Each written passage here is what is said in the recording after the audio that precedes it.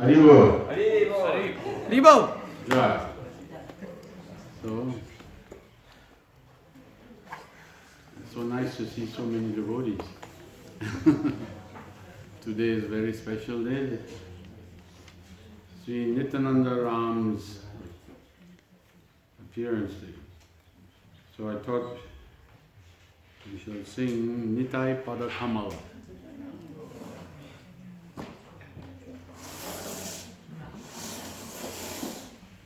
It's on page 89 in the songbooks. It may be different in some books because there's different editions.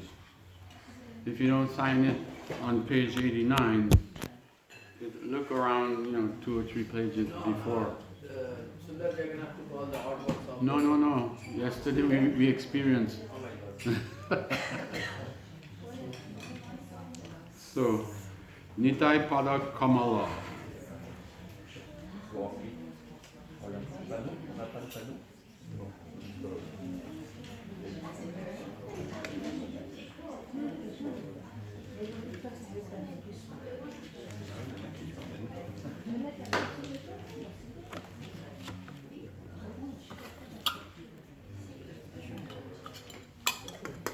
Okay?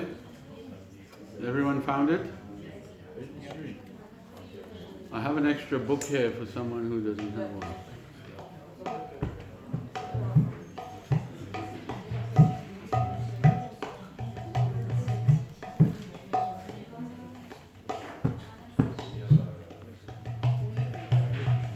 It is also known as Manashiksha. So if you don't find it on the Nitai Parakamala, look for Manashiksha.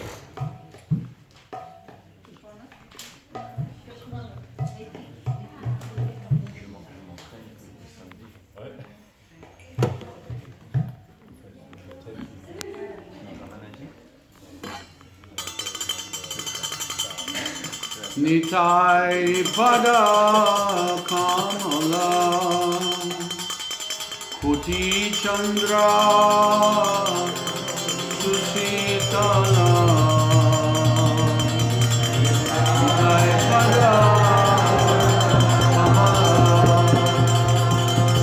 Kuti Chandra Susitala Jitaya Jagat Judah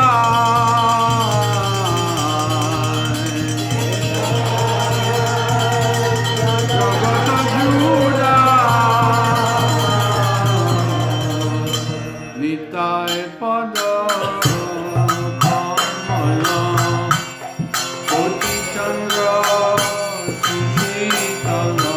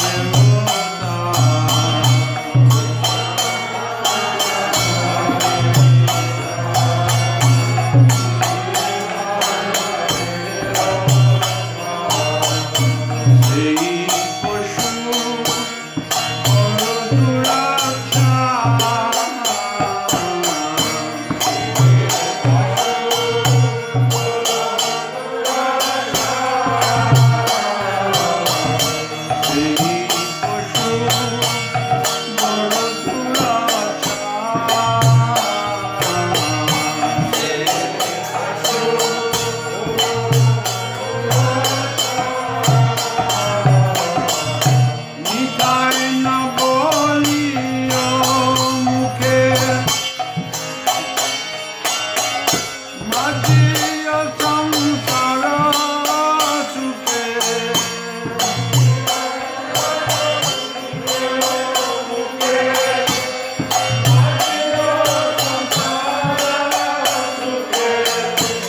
Nitai namoriya mukhe. Madhya samsara sukhe.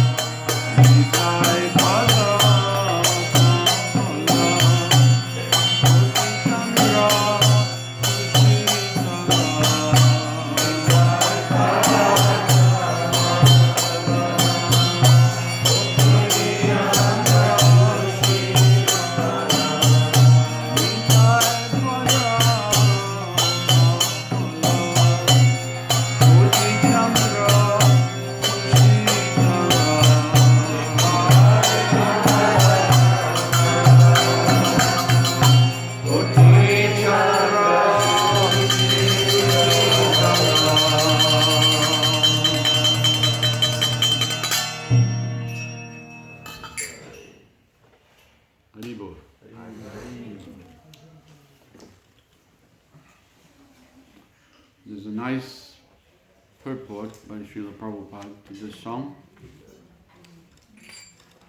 Actually, this is one of the first songs I heard Srila Prabhupada sing on a recording. I was in the New York temple, and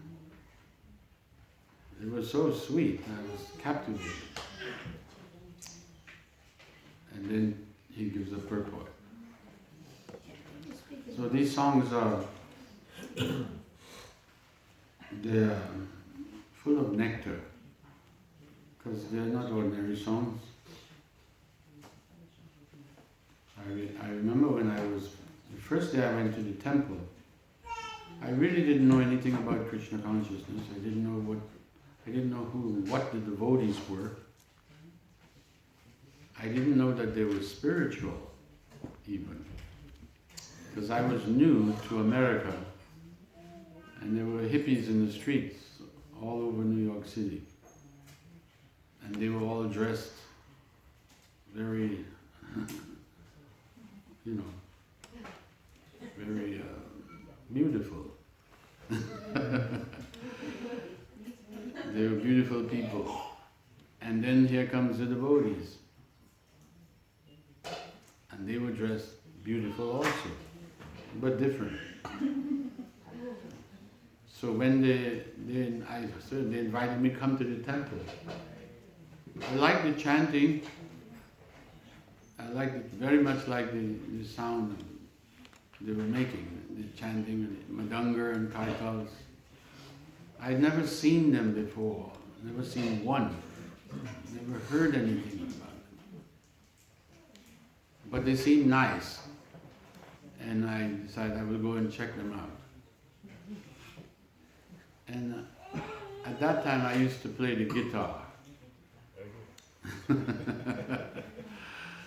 So when I was going to the temple, I thought, I'll take my guitar and I can jam a little bit with them. I didn't know, I thought just that little group that I saw on the streets, I thought that was it. I didn't know there's a whole movement. I didn't know that in that temple there were at least 60 or 70 devotees. Because on the street, all I saw was a handful, like 7 or 8, So I thought, that's it, and they seem nice, I'll go and we could play a little music together. But when I got there, it was an awakening. I realized, no, this is... Because I asked one of the devotees at a certain time, can we play some music? I bought my guitar. He says, I even wrote a few songs. I can sing. And the devotee says, Prabhupada said, leave the songwriting business to the liberated souls, like Bhaktivinoda Thakur. And I said, okay. So these songs are really special because they're coming from pure hearts. They're sharing their hearts. So in this song, Prabhupada says, this is a very nice song sung by Narottam Das Thakur. He advises that Nitai Pada Kamala, the lotus feet of Lord Nityananda, are a shelter where one will get the soothing moonlight not only of one, but of millions of moons. We can just imagine the aggregate total value of the soothing shine of millions of moons.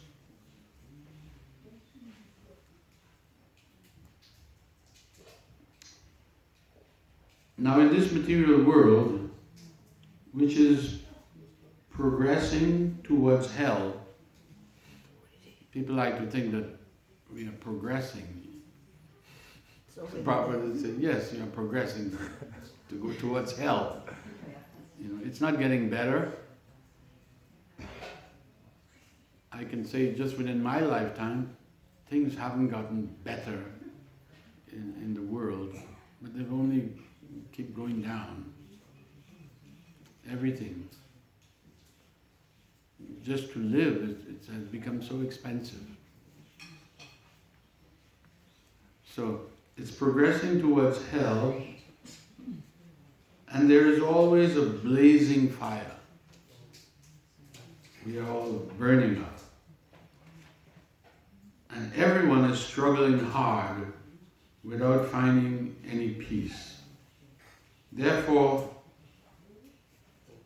if the world wants to have real peace, it should take shelter under the lotus feet of Lord Nityananda, which are as cooling as the shining of 1,000,000 moons.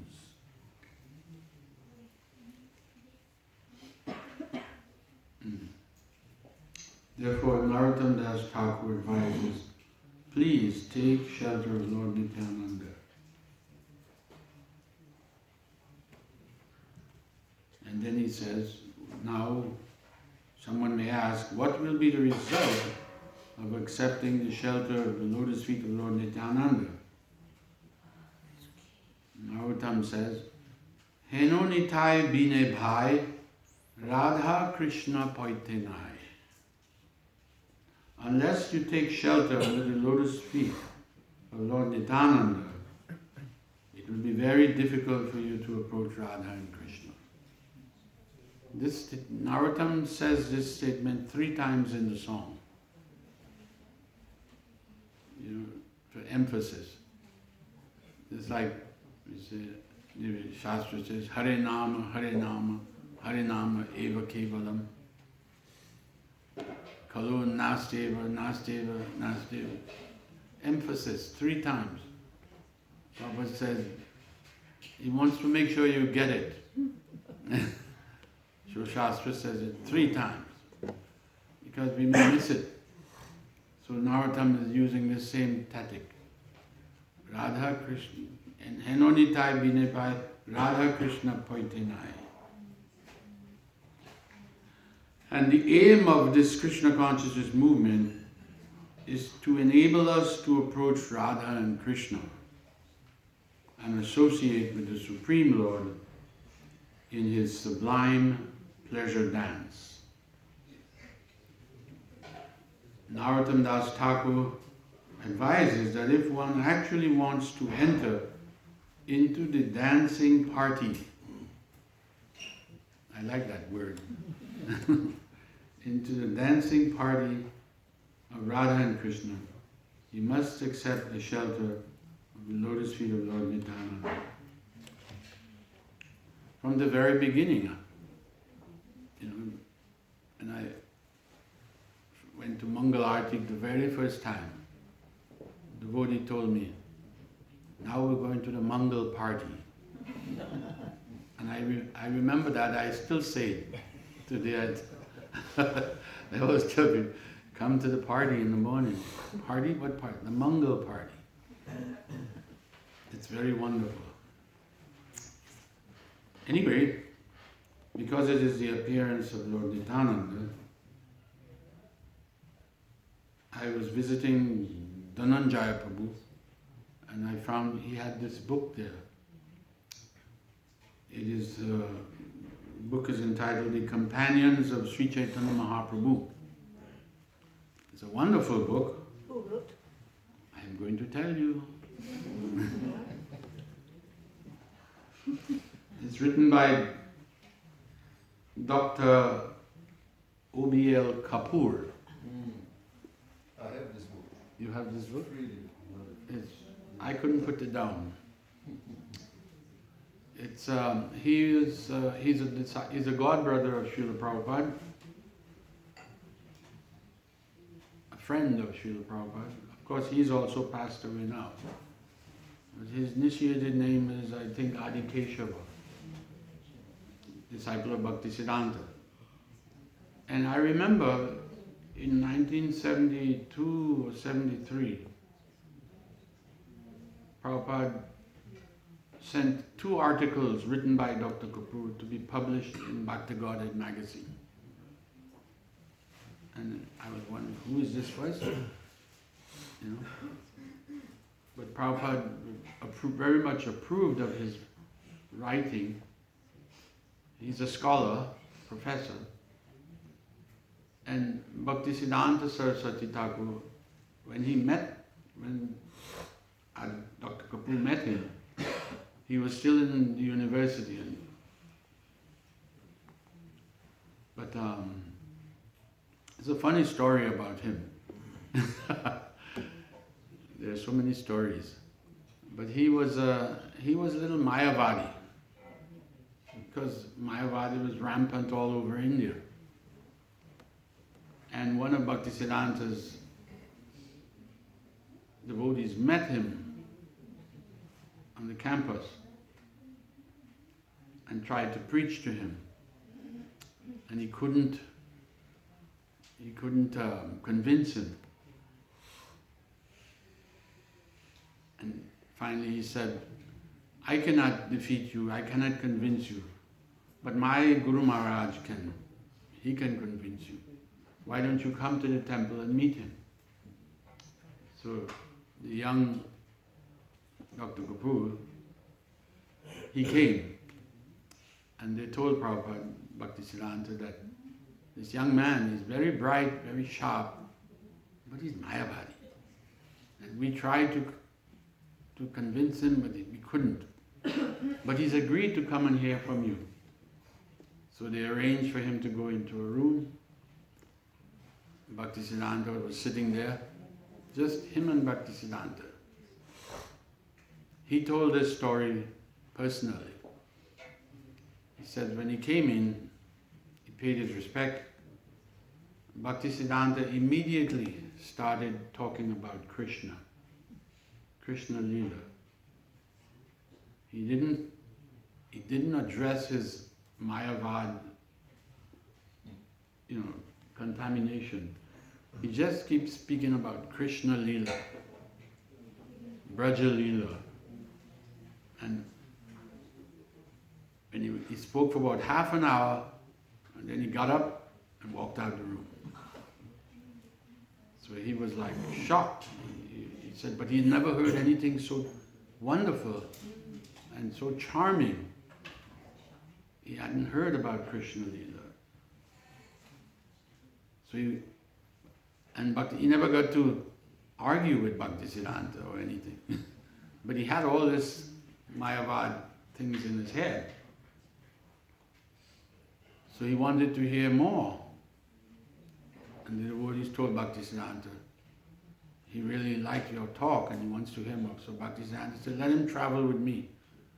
I'm going on a tour and he should come.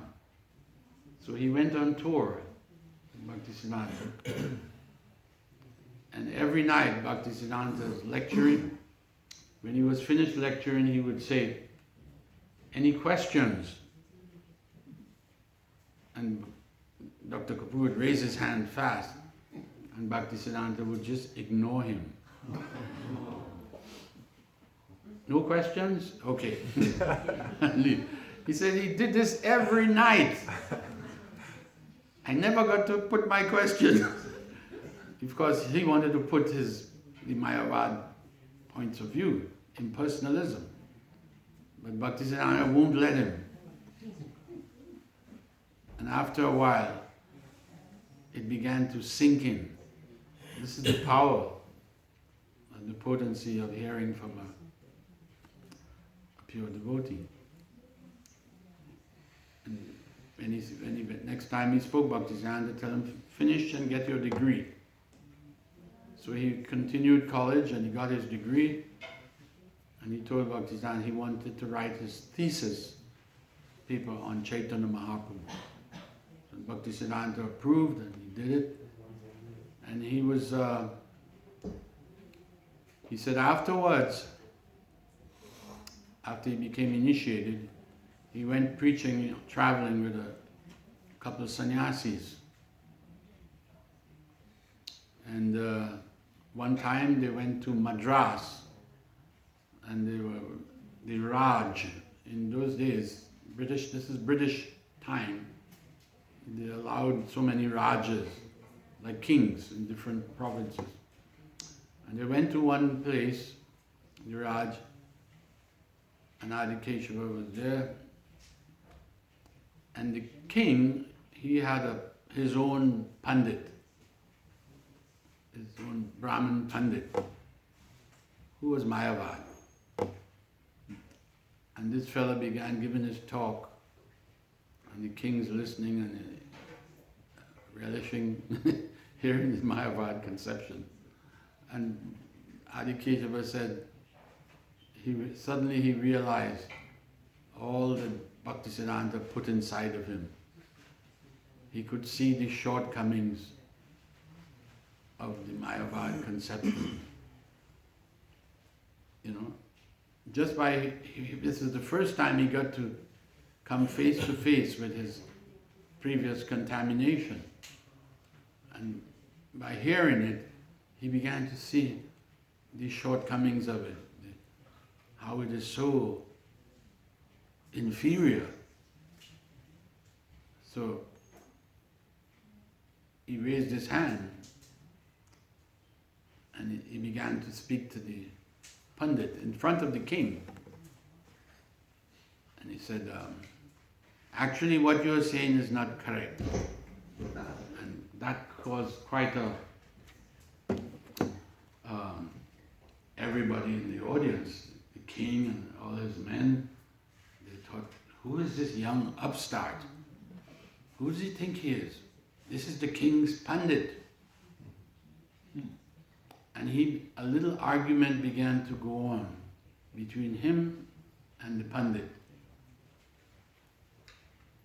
And after just a few minutes, everything the Pandit could not get his Mayavad points across because Adikesha was chopping it. And then he looked, Adikesha looked at the king, and you can see the king he's not happy. And the king's men, they all put their hands on their swords. And they're like pulling the swords out of their holster. And Adikesh said, I had him. I had the Pandit.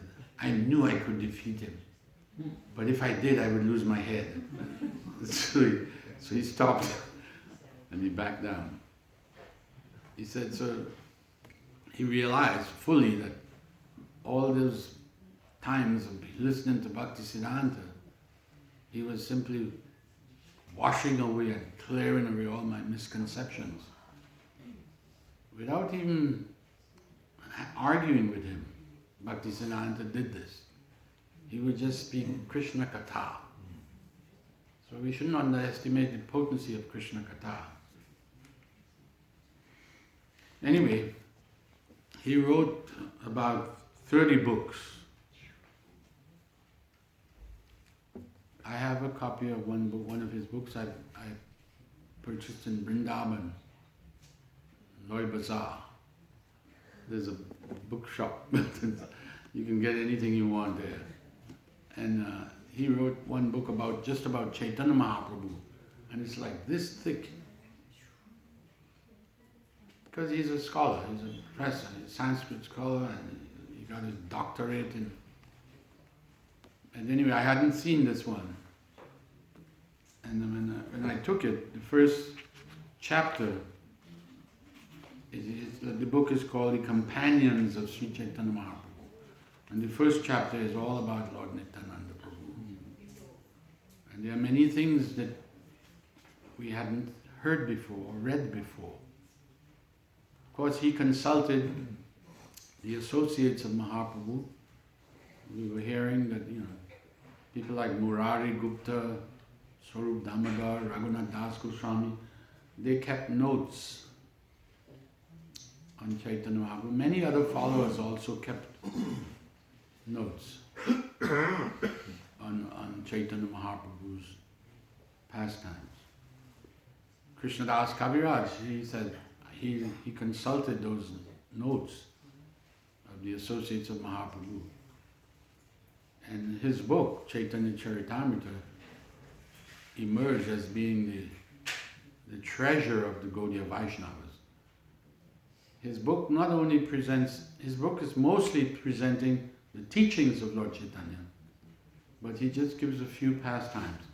He said because Vrindavan Das Thakur, he had already written Chaitanya Bhagavat, which was full of pastimes of Mahaprabhu and his associates. And many times in the Chaitanya Charitamrita, Kaviraj Goswami would say, Vrindavan has already written about this, so I won't go into it in detail. So let's hear something of Nityananda Prabhu. This section is called the Divinity of Nitananda. Krishnadas Kaviraj says that Nityananda is Balaram, the elder brother of Krishna. Just as Sri Krishna of Braj is Sri Chaitanya of Navadvip, then Balaram of Braj is Nityananda of Navadvip. There is no difference between Sri Krishna and Balaram. Balaram is the second body of Sri Krishna. Sri Krishna is Bhagavan himself, the source of all incarnations, and Balaram is his first manifestation in a different body to assist him in his Leela.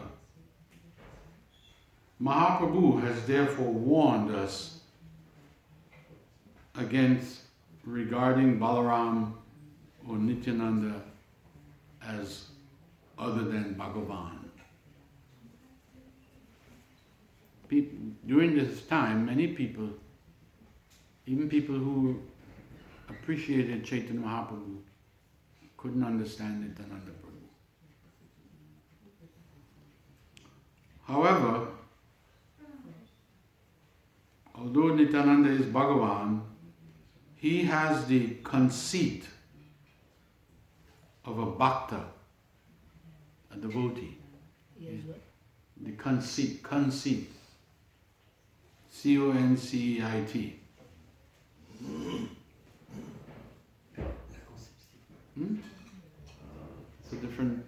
It's an English word.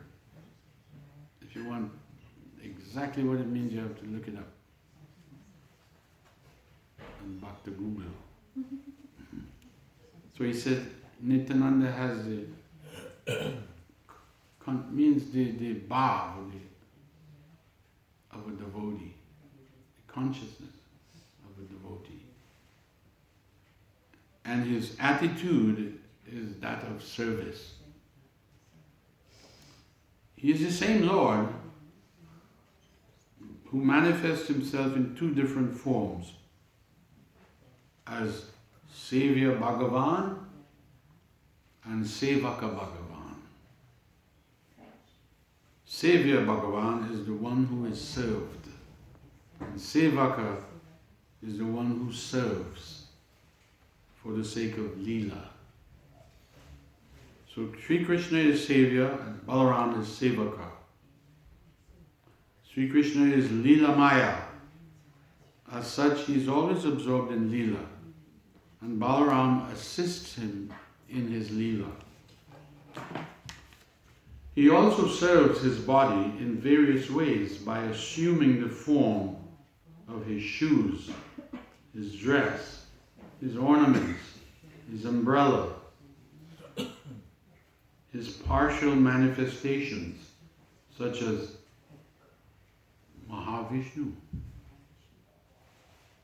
Karano Dakshay Vishnu, Garbho Dakshay Vishnu,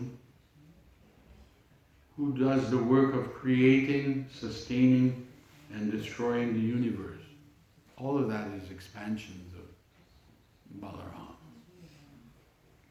So just as Balaram serves Krishna in various ways, Nityananda also serves Chaitanya in various ways. Nityananda or Balaram is also the Guru Tattva. which is non-different from Bhagavan Tattva. Nityananda is the same, Nityananda is the Samasta Guru, or the collective gurus. All Vyasti gurus, or individual gurus, are all his various arms. So it is not possible to attain Bhagavan or Prema without the mercy of the Guru.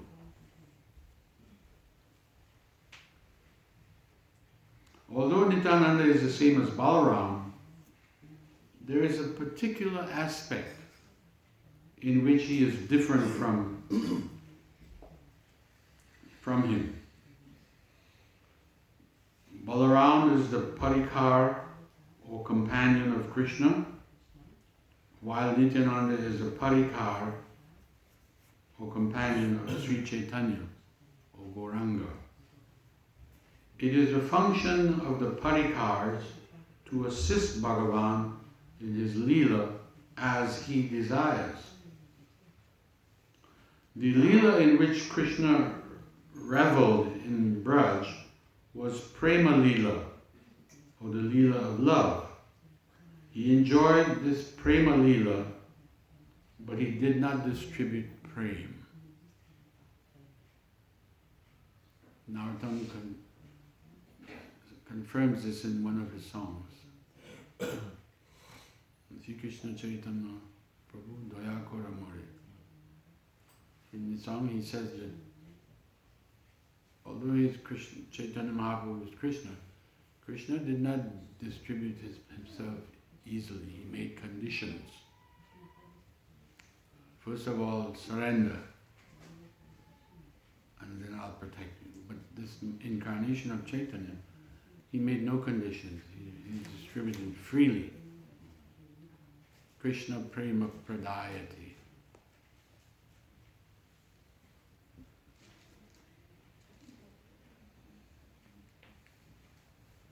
Therefore, Balaram, although he is the very image of mercy, he could not distribute prem in Braja, in Vrindavan. Krishna wasn't given it, and he couldn't do it. The Leela in which Gauranga revelled was the Leela of Premadana, or the distribution of prem to one and all without any consideration of qualification or disqualification. Therefore, Nityananda's ocean of mercy crossed all boundaries. All boundaries of qualification or disqualification.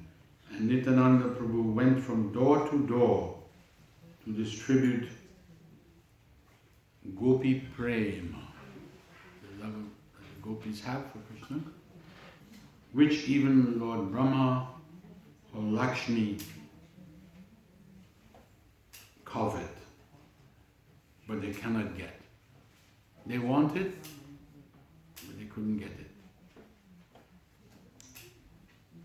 And Nityananda Prabhu was distributing this to Brahmins, Shudras, pious or impious, men and women alike.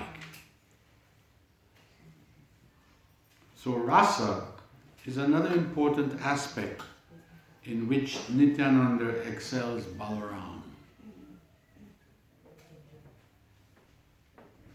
This is described in the Charita Shuddha as follows. It says, just as Gauranga is the combined incarnation of Radha and Krishna, Nityananda is the combined incarnation of Balaram and Ananga Manjari. Therefore, Nityananda is the repository of all the different kinds of bhavas or rasas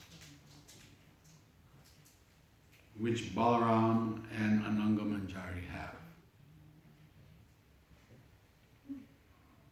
Besides that, in Nityananda there is some unique rasas which begs description. Still, Sri Vrindavan Das Thakur has tried to give some idea of them in a verse which compares the bhav of Nityananda with the bhav of Radha, because he's a combined form of an Angamanjari. Some of the lines of this verse are as follows. This is a translation. Nitai sits to the left of Gora and smiles sweetly and calls him Prananath. Prananath. We know it. Prananath, the Lord of my life. Dr. Kapoor translates Prananath to mean darling. He does with him all that Radha lovingly desires to do. And Vrindavan Das Thakur says, on such occasions, Nitai even looks like Radha, taking on that bhav.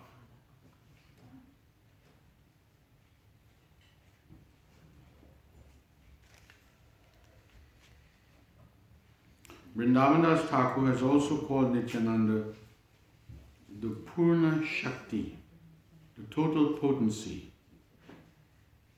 And he also calls him Seva Vigraha. He is the very embodiment of service. And he is also known as Murti Mana Krishna Prema, the embodiment of Krishna Prema. It is because Nityananda is the repository of the highest rasas, including the rasa enjoyed by Radha and Krishna. Krishnadas Kaviraj calls him Tattva Sima, or the very limit, or the acme of reality. It is because of this, Srila Vrindavan Das Thakur says that the incarnation of Nityananda is difficult to understand. But only one who has the mercy of Sri Caitanya Mahaprabhu can understand him.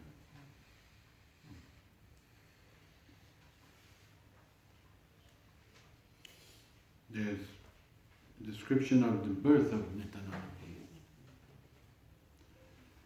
In a village known as Eka Chakra,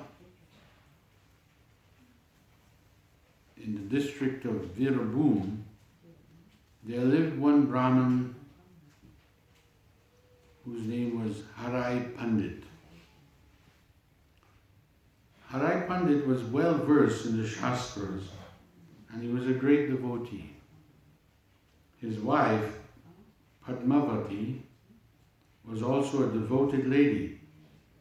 They were happy in all respects except they didn't have a son. Padmavati used to pray to the Lord and give charity to sadhus and observe many fasts, all for attaining a son. One night, a Mahatma with a tall, lustrous body and long matted hair appeared before her in a dream and said to her, "Don't worry, soon you will have as your son a Mahapurusha possessing unlimited Shakti. He will deliver thousands of sinners from bondage."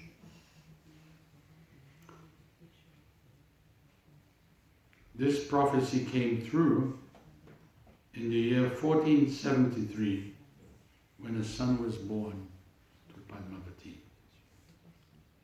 she named him Kuvera, like the treasurer of the demigods, Kuvera. Later on he was called Nityananda.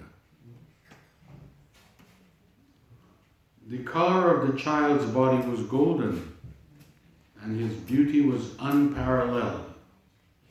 From his eyes and face, it appeared that transcendental bliss was always reigning in his heart.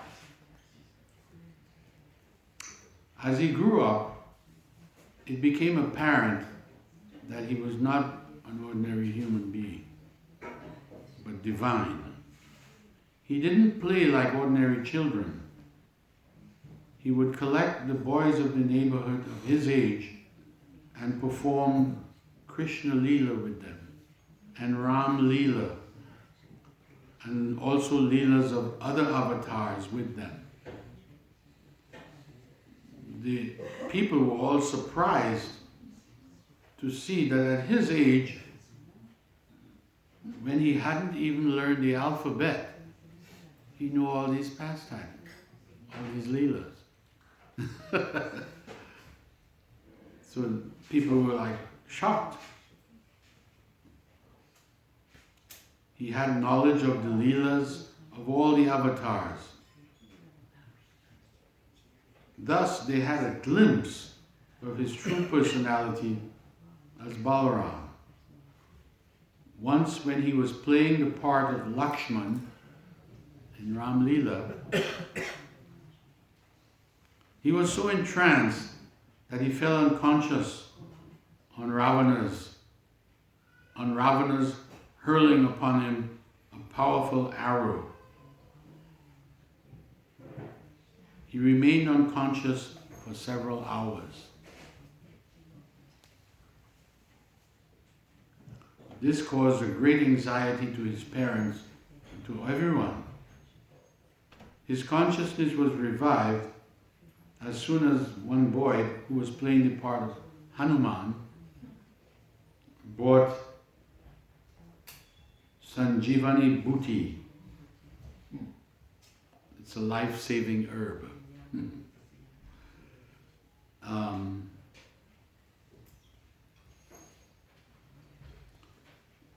He was told to get this. The boy who was playing Hanuman was asked to go and get this herb by the boy who was playing Ram. And Nitai was playing Lakshman. It was essential for the son of a great Pandit to become well versed in the scriptures like him.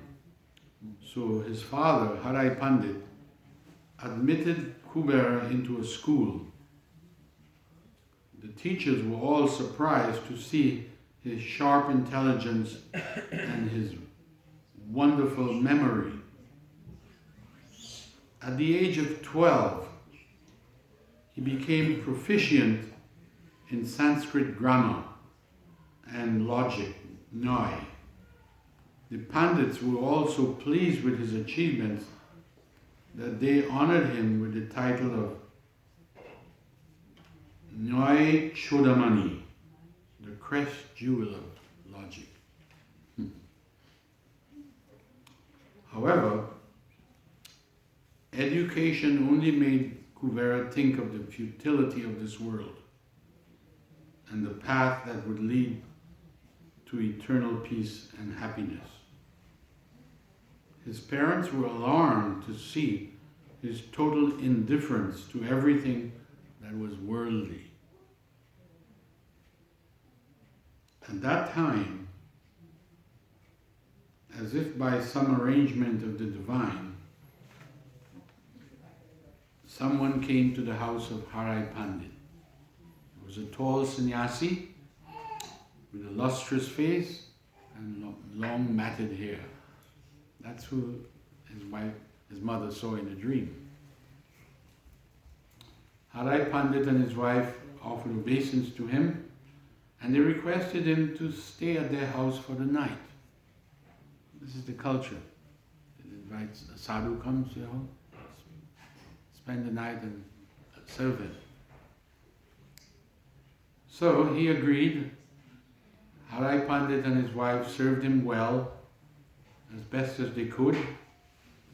The next morning, when he was about to leave, he said to them, look here, I am going out on pilgrimage, and I need a boy, just like your son, to assist me.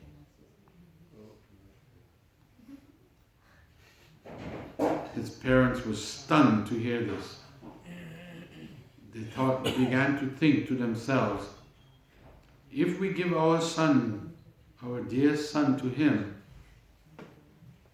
his separation will mean our death. We will die. We can't live without him. But if we do not give the sannyasi what he wants, this will mean our doom for this life as well as the next life. So a dilemma. They didn't know what to do. They went inside and began to deliberate. After some time, the dark clouds of despair and despondency continued to hover over their heads. Then, a ray of divine light burst forth in their pious hearts, which were already surrendered to the will of the Lord. They were great devotees. They were good devotees. So although it was difficult for them, they came around to agree with what the sannyasi requests.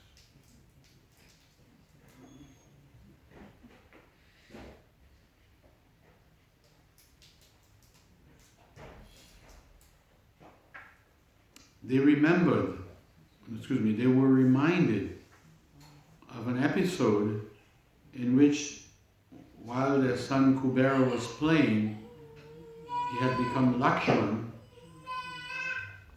and in entrancement of the dream in which a Mahaprabhu had prophesied his birth as someone who would deliver thousands of sinners from bondage, they felt that what was happening to them was according to the will of the Lord, for the fulfillment of some special purpose. They thought that if they created any obstacles, they would be committing an offense at the Lord's feet. So they went inside and fell down at the feet of the sannyasi with tears in their eyes and their throat choked with emotion. They expressed their willingness to offer their son Kubera to them. Blessed was Harai Pandit and his wife Padmavati. Actually, if they were not able to do this, how could Nityananda become their son? They were qualified to have him as their son. So, Kubera left home accompanied with the sannyasi on pilgrimage. They were going from one holy place to another. Then after a few years, the sannyasi disappeared, and Kubera continued on pilgrimage until he reached Vrindavan, where his heart was filled with love for Krishna. He began to wander around Vrindavan in search of Krishna in the forest and gardens of Vrindavan. In a state of divine madness, he sometimes laughed, sometimes wept, sometimes rolled on the ground crying, "Ha Krishna, Ha Krishna," and he would become unconscious.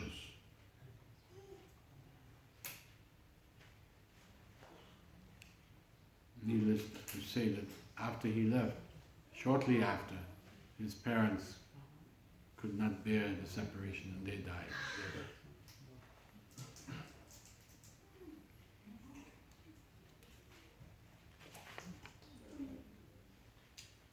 Here's a nice section.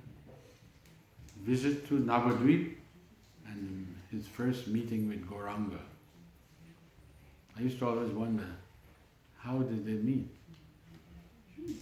Because different places. Apparently Nityananda Prabhu appeared 12 years before Lord Caitanya. And he was, as described, he spent quite some time in Vrindavan.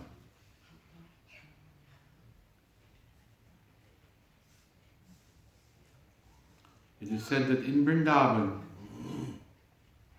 he always remained dived deep into the ocean of Bhav, unconscious of his body and its needs. Day and night made no difference to him. He neither slept nor ate. If someone came by and gave him some milk, he would drink that. Otherwise, he just fasted.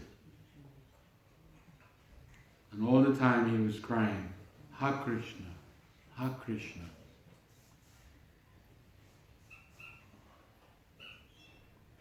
At that time, while Nityananda Prabhu was in Vrindavan, Sri Gauranga Mahaprabhu had manifested himself as the incarnation of Bhagavan in the form of a bhakta, a devotee. He had started his Sankirtan movement at the house of Srivas Thakur. At that time, Nityananda Prabhu, while in Vrindavan, would shout and shriek, occasionally while singing and dancing in Sankirtan. Chaitanya Mahaprabhu, who was known as Nimai Pandit, he began to shriek and cry out, Ha Balaram, Dada Balaram. They're both crying for each other, but they're like way across the country. Nityananda had the inspiration that his brother Kanai had appeared in Navadvip in the form of Gauranga. And so he set out for Navadvip, intoxicated with Gaura Prem, swinging to and fro like a mad elephant. As he was heading towards Navadvip, sometimes he cried, sometimes laughed, and sometimes imagining in his madness that Gaura was with him, he would indulge in loving talks with him, like an avadut, as if he's talking to himself. But in his mind, he's talking to Lord Caitanya. Like an avadut, he wore blue dress. He was a sannyasi, but he didn't dress like the conventional sannyasi, saffron. He wore a blue dress, blue dhoti. He had tulsi beads and rudraksha beads around his neck. The rudraksha beads are normally worn by the worshippers, the followers of Lord Shiva, Shaktas. Of course. He also had an earring in one of his ears. This is where it began.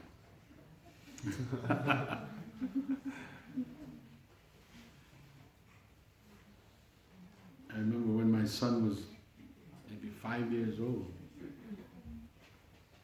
there was a trend in America at that time. And there was this celebrity named Michael Jordan. They say he was the greatest basketball player ever. And he used to wear an earring in one of his ears. My son came to me with that and he said, Peter, I want an earring in my ear. And I tried to talk him out of it. But he was, it's hard to resist when your son is acting like that. That's all right. took him to the mall. We went into a shop that sells earrings, and I asked if they pierce ears, and they said, yes, we do. So I said to my son, okay, go ahead. He turned to me and he said, no, I want you to go first. I said, I don't want an earring. He started to beg, please go first. I said, why do you want me to get my ears pierced? He said, I want to see if it hurts you. Very smart. I said, all right. And I sat down and they had a gun. It's America. It's like, pull the trigger and it's over in a few seconds. And I just, ouch, So I said, see, it's easy, now you can do it. So he went and he got his ear pierced. So then we had to get earrings to put in the ear. So I was wearing earrings. And just one ear like Nitai. My son continued wearing it for a few months. And then he was over it. Kids do it. He took it out. But I continued wearing it for years. Then I took it out. So, Nitai also wore ankle bracelets around his feet. Nupuras. Nupuras. That is mentioned in one song by Bhaktivinoda Thakur. Udila Aruna. It's mentioned that as Chaitanya Mahaprabhu danced, something Nupura Bhaji. The ankle bells on his feet would jingle as he's dancing. So Nitai was also wearing them. Dancing and tripping in ecstasy, he was lightening the path with the divine luster of his body and resplendent beauty of his face. On reaching Navadvip, he did not go directly to Lord Chaitanya. Being sportive and funny as he was, he went to the house of Nandanacharya and he hid himself there. But that night, Mahaprabhu had a dream. The next day, after taking bath in the Ganga and doing his Vishnu Puja, he went to the house of Srivas and he said to his companions there, last night I saw a dream. I saw that a tall Mahapurusha, the very image of resplendent beauty, came to my house in a heavenly chariot. He had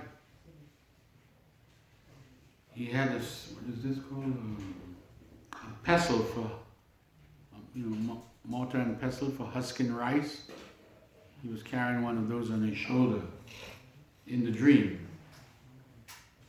And he had a water pot, kamandalu, in his left hand. He was dressed in blue clothes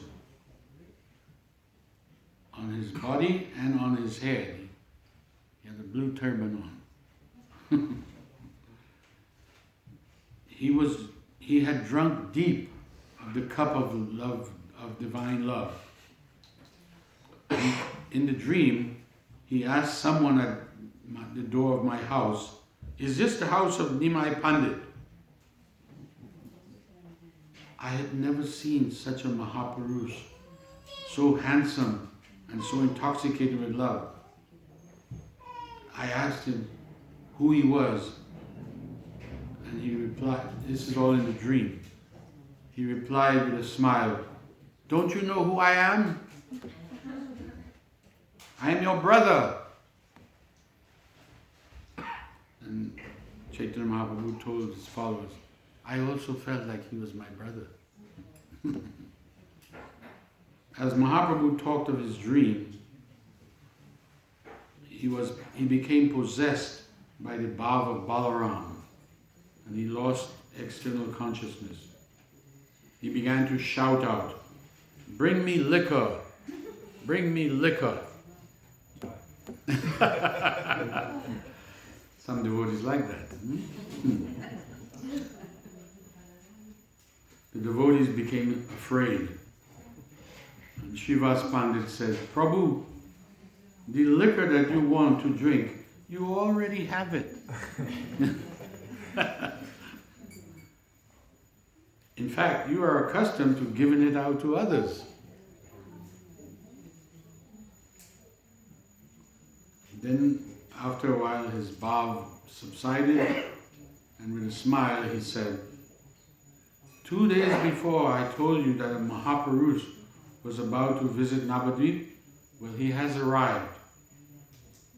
And he looked at Srivas and Haridas Thakur and said, "Go and search him out and bring him to me."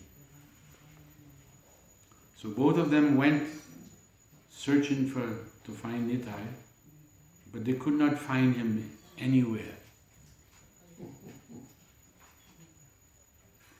Vrindavan Das Thakur has commented that it is too difficult to find Nityananda. It's too difficult to be recognized. No one can find him or see him alone, by themselves. Only if Caitanya shows him, then you will know him. Therefore Mahaprabhu went himself, he took his devotees with him, and as they were going to the house of Nandanacharya, Mahaprabhu was doing kirtan with his hands raised in the air. He was happy because he was going to meet his brother, whom he had been separated for so long. Tears were flowing from his eyes, and without looking where he was walking, he went straight to the house of Nandanacharya. Mahaprabhu and his devotees offered respectful obeisances to Nityananda. And Nityananda, fixing his loving gaze upon Mahaprabhu, he saw the golden color of his body, his black curly hair, decorated with flowers, and his lotus eyes full of mercy, and sweet smile full of nectar. He looked as if he was drinking his beauty with his eyes, and smelling him with his nose, and embracing him with his arms.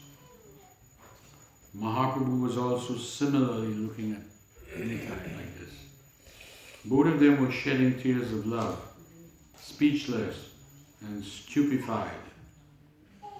The devotees looked on, and they were also shedding tears.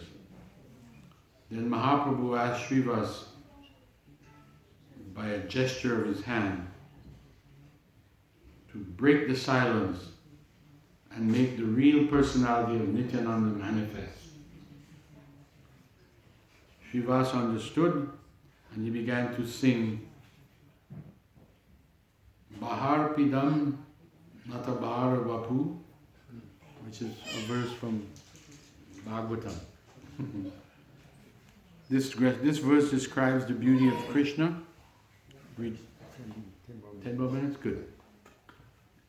We can wrap it up in 10. This verse describes Krishna as follows: as he is coming from the forest with his companions after taking the cows out for pasturing. He wears a peacock, this is a translation of that verse, as Srivas began to chant it. He wears a peacock feather on his crown, ornaments of karnika flowers on his ears, pitambara on his body. Pitambara is a cloth, golden color.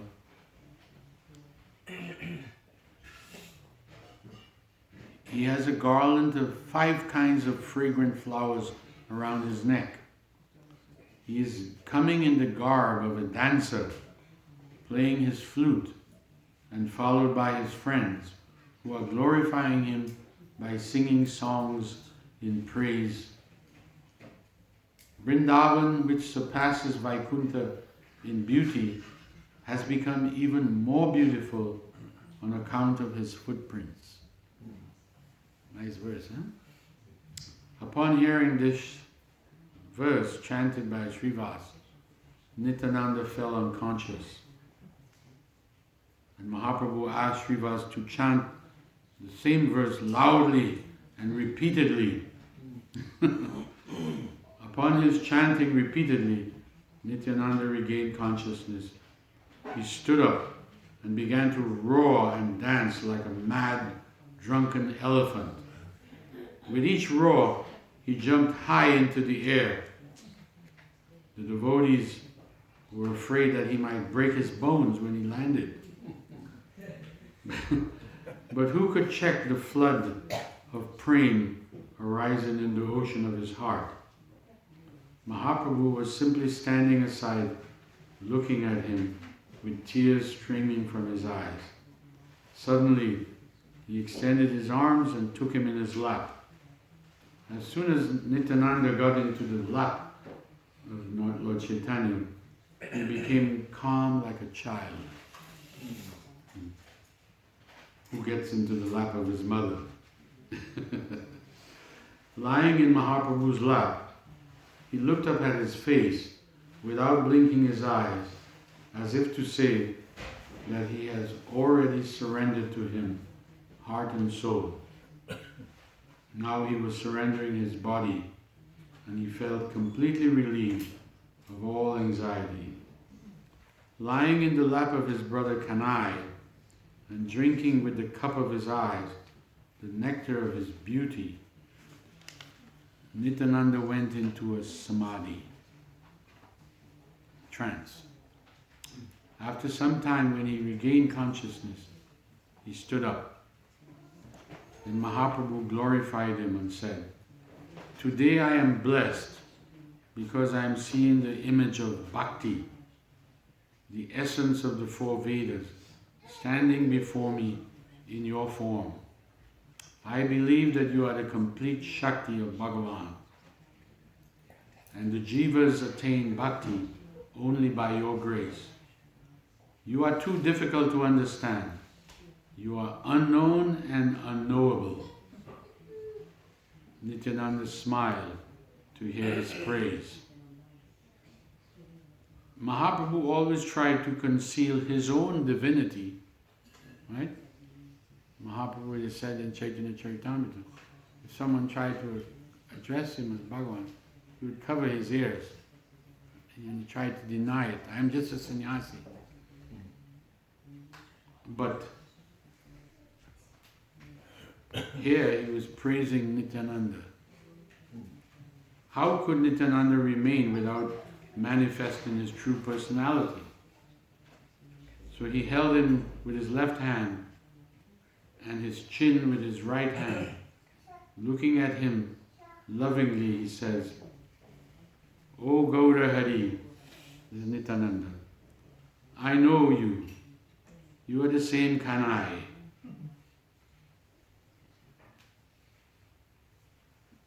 But who did you give your black color to? Now you're in yellow clothes, and your flute was so sweet. Why did you leave Vrindavan? And why did you leave Mother Yashoda and come to Navadvip as the son of Sachi?" What could Mahaprabhu say?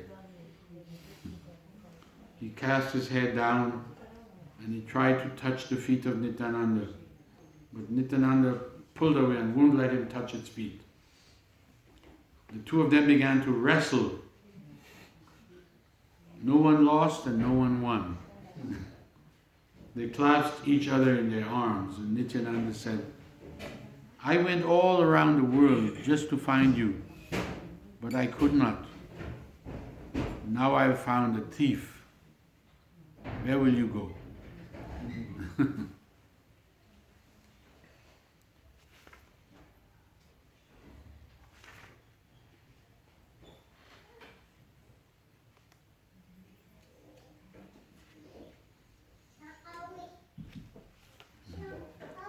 There's so much, and it's divided into very nice sections.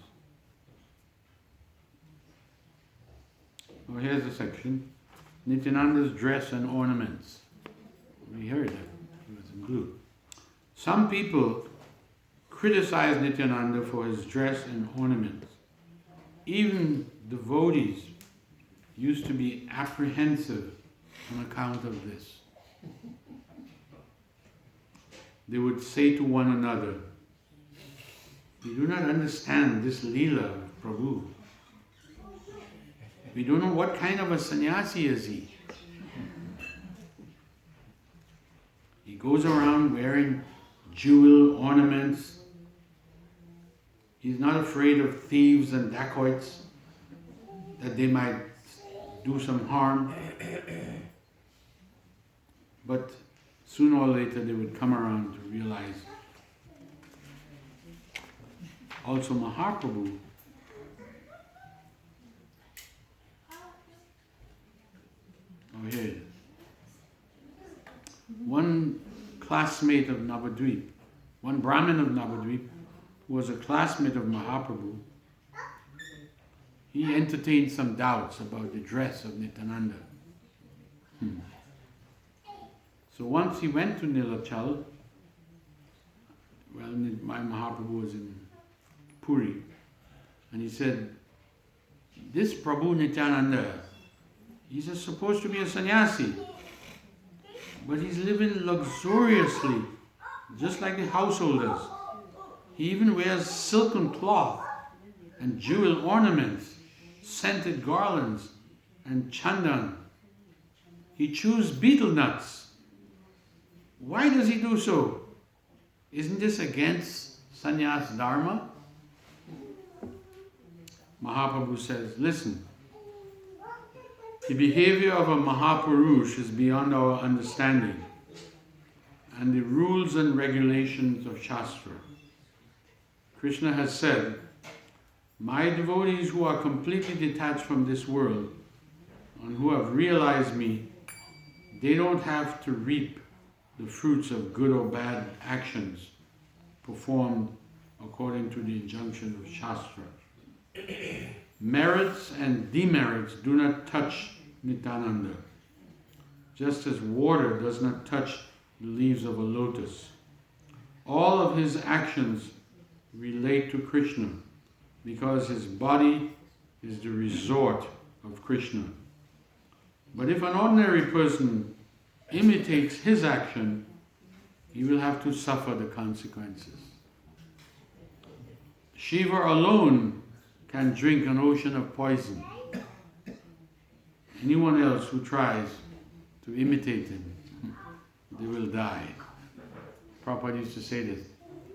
And some of his early followers would say, "But Lord Shiva is a great devotee." I said, "Yes, but he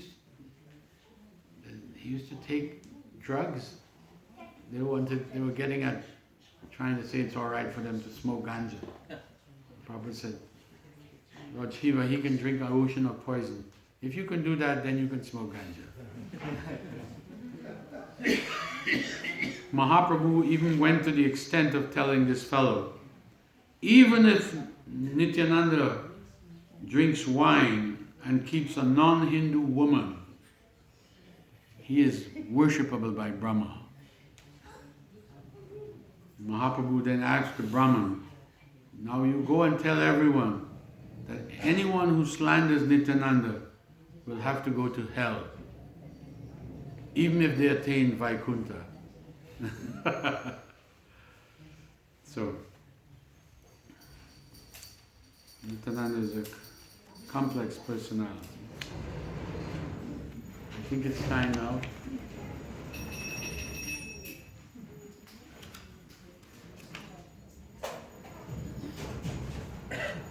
So I still have 8 minutes. Okay. This is Kirtan. Keep going. It's okay. However you like it. Yeah. So they don't hear this regularly. We have said something about this liquor. Actually, it was good for Varuni. It looks like this liquor. Liquor is Varun beverage, Never knew. intoxicating. In the Caitanya Bhagavat, Vrindavan Thakur did one shloka. Meaning is, Nityananda may marry a Muslim woman, or he may enter into the house of a wine cellar. Even then, he is worshipable by Brahmins.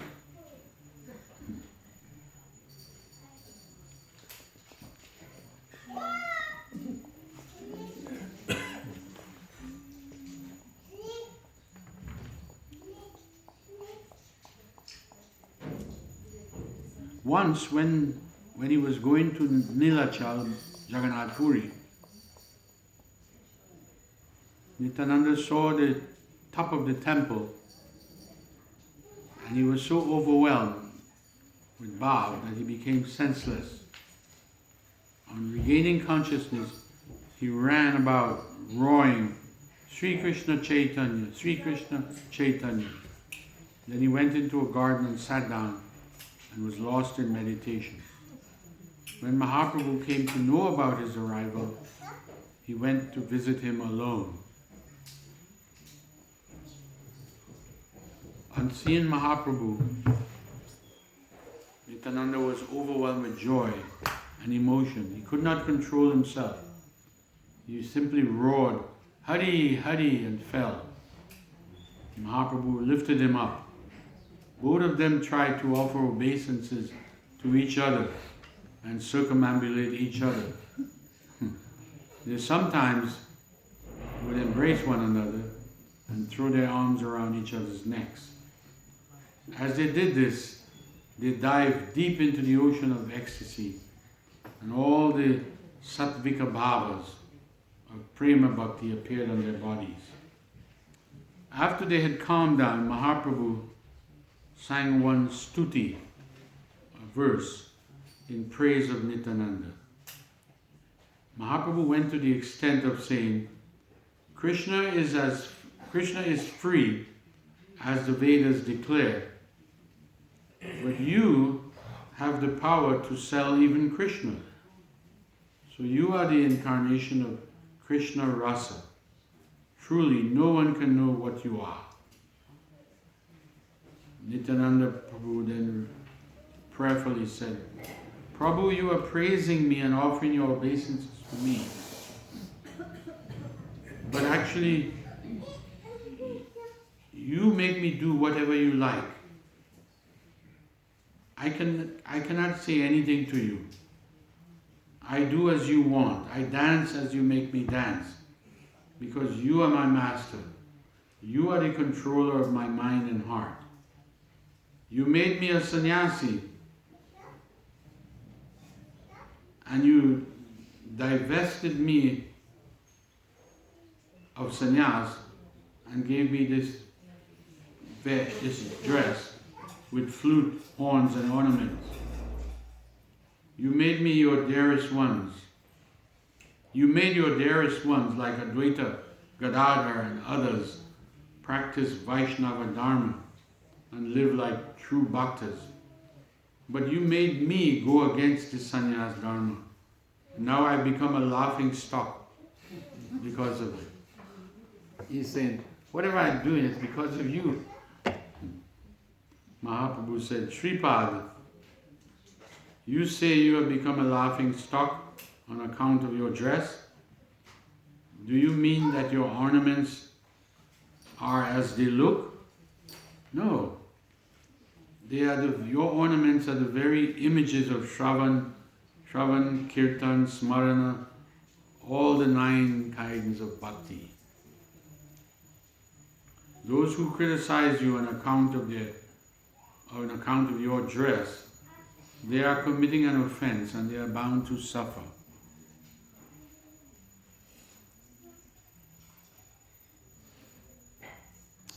Thus conversing, the two Prabhus went to a secluded place in the interior of the garden. No one knows what that secret talks were. But Vrindavan Das Thakur says, they often had many such talks. And at that time, no one else used to be with them. And it is surmised that during these talks, these secret talks, Mahaprabhu asked Nityananda to get married, to give up sannyas. Mahaprabhu's purpose in ordering Nityananda to marry was, besides establishing the ideal of Grihastha ashram, to establish Gurukulas. Gurukulas could be established in two ways: through the disciples of the Guru and through the family of the Guru. Mahaprabhu regarded both these traditions as useful, and he wanted to preserve them.